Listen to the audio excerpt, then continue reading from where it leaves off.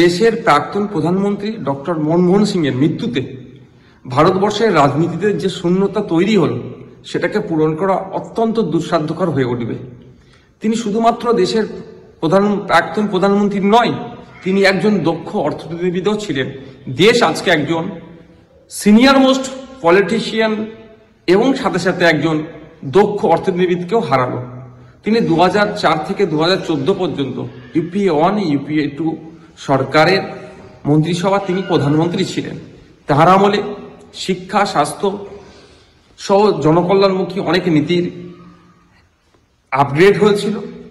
RTI act থেকে শুরু করে ফরেস্ট রাইট অ্যাক্ট থেকে শুরু করে বিভিন্ন আইনেরও এস্টাবলিশ হয়েছিল। আমরা আজকে ডক্টর মনমোহন সিংয়ের পরিবারকে সমবেদনা জানাচ্ছি, তার স্মৃতির প্রতি বিনম্র শ্রদ্ধাও জানাচ্ছি।